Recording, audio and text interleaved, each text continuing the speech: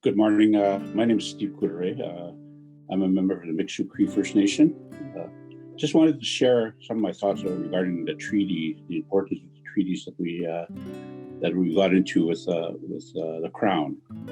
First, the Treaty 8 agreement that was concluded on June 21st, 1899, between the Crown and various First Nations around Lesser Slave Lake area. The treaty was negotiated just south of present-day Breward. So people are confused about that area, still not where the exact spot of where the negotiations were happening.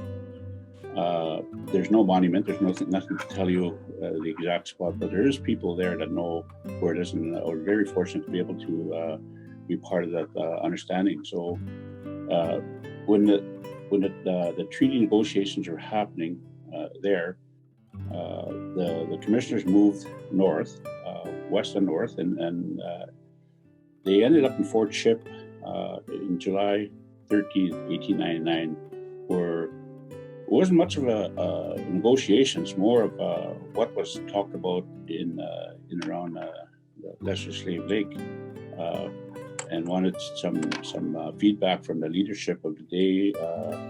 I believe Alexander Laviolette was the Chipewyan headman chief. Also, Justin Martin Mikisew was the headman chief of the Cree band at the time, before it was known as Mikisew Cree First Nation. The adhesion to the treaty on July 13, 1899 happened in and around Fort Ship. And that area also needs to be identified for proper monuments, recognition of our treaty. There's confusion also with the peace treaty that was signed between the nations and Peace Point on a separate time. So that's not the treaty negotiations. That was the between the Crown and the First Nations. It was between the First Nations, between the Cree, the Dene, and the Beaver people to come to a point where they wanted to work together, coexist, be able to continue living together. So that's the important part of the locations that need to be identified. And there's other information that could be had through conversations. Someone to start a conversation and invite people who will be part of the conversation, see what type of information they have. Based on that, the information, Treaty 8 territory is a huge area of 840,000 square kilometers. That's 320 square miles. It's part of it's northern Alberta, part of Saskatchewan, Northwest Territories, and BC, and that's a huge area that covers Treaty 8 territory. And when the commissioners were in Fort Ship meeting with the chiefs, they found that the Chipewyan chief Alexander Laviolette was very smart. He was very sharp. He wanted to talk about bringing in railways, bringing in other means of transportation to have a better economy in our area. Justin Martin wanted to make sure that our lands, our way of life, was protected and that we continue this. And from my understanding, both leaders were very, very successful and to be able to achieve that. And whereas there's not a whole lot of other negotiations, but most of the negotiations were done in the Lesser Slave Lake area, where the treaty negotiations were. So going forward, there is an opportunity to start the discussions. When our leaders of the past, where they agreed to the treaties, treaty arrangements, was to share the land with the newcomers. And the land that was talked about that was going to be shared was up to the depth of the plow. So that was mainly for farming. And a lot of things happened after that, where the offload of the Natural Resource Transfer Act of 1930, where federal government offloaded their fiduciary responsibilities to the provinces, Alberta, Saskatchewan, Manitoba, where the provinces took the position that they don't have no fiduciary responsibility to the First Nations. And we say otherwise, that the land and resources belong to the First Nations. So everything that our understanding, as we, our leaders had agreed to this day, and how the document came back after the discussions was totally different. And I understand Pierre Mercredi was the translator in Fort Chipewyan, and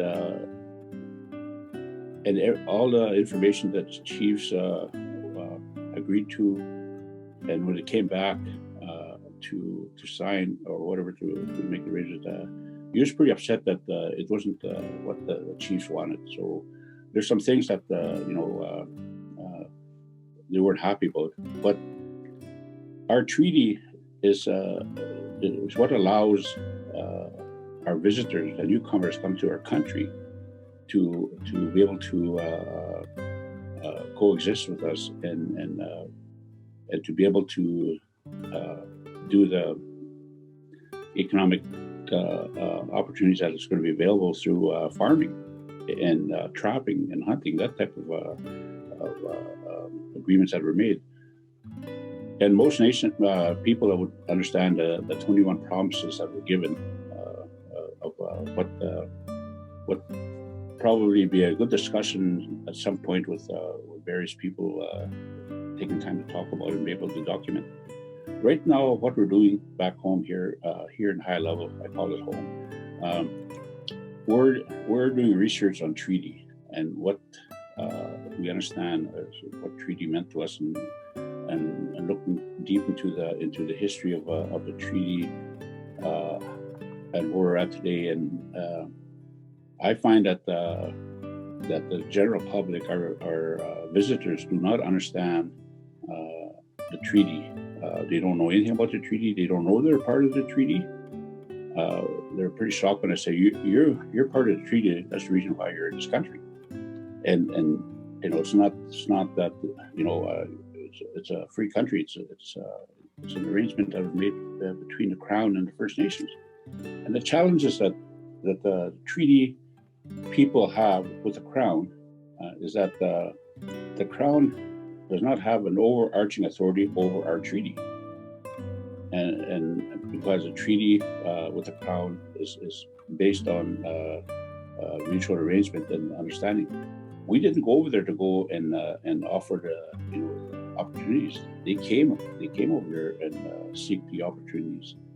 The land that was given to the provinces without the consent of the First Nations people created a lot of problems for the First Nations people, not able to benefit from that.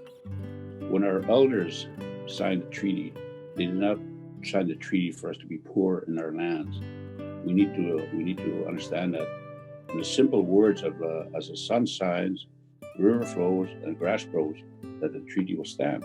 And when the treaty was made through ceremonies, and that's where the respect is of our people, respecting the spirit of the treaty that was signed.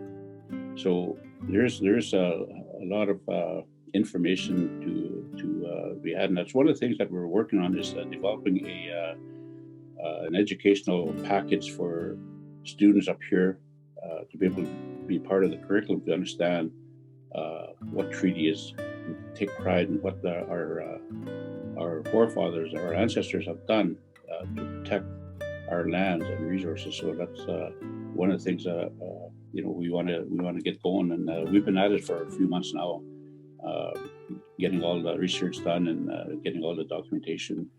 And shortly we'll be presenting that to the chiefs for their approval, and see how that'll fit into their curriculum. So there's lot of information that people don't really understand, and always remember that the treaty was made to protect our way of life as First Nations people, and the treaty was made so that we can coexist and benefit us like anybody else as the newcomers coming in. So right now the treaty is benefiting more the visitors, the newcomers, than it's benefiting the First Nations. There is also a treaty trust that the First Nations had that really hasn't done anything for the nations, but funding one elsewhere. And talking about taxation, the monies that's generated through industry, that's our resource that they're making money on. So again, those discussions need to be had, a good understanding. Treaty aid territories in Alberta, Treaty 6, 7, and 8 territories completely fills the whole province of treaty land.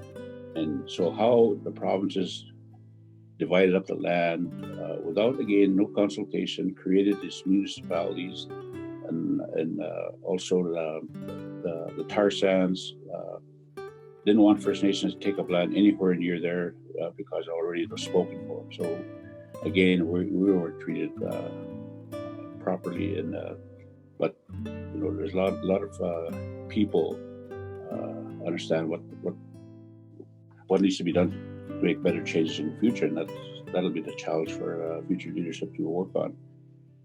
As far as I'm concerned, that we have also our relatives, the Métis, that are, some of them are got into the treaty, some of them have wanted to get into the treaty.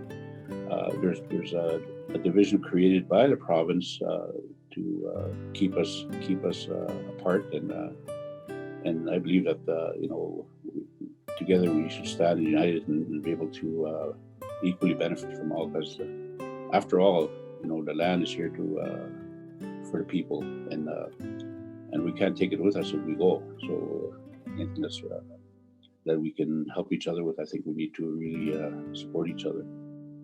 There's so much that needs to be I can talk about, but going back, I want to encourage some sort of a discussion around a treaty. Maybe a topic can be picked, and everybody pipes in through Zoom and have a little chat, and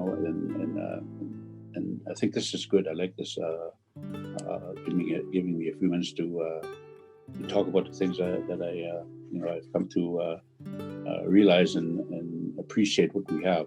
Because if it wasn't for the treaty, God knows where we'd be today as people, because they've so many things were attempted on us to basically wipe us out. And the residential schools, that needs to be talked about. Future generations won't even have a clue what residential schools happened. Also, today is a new one. Is the child welfare system that are taking our children away. So those are the concerns that I continue to deal with and try to bring forward, and trying to get the leadership to make good choices in terms of taking over child welfare, making sure that they're not taking over the responsibility of who created this mess. So by way of liability, and that's something that needs to be a good discussion to be had. So I'm not sure how much time I have, but I'll keep going. I wanted to also talk about just the peace treaty that happened in Peace Point.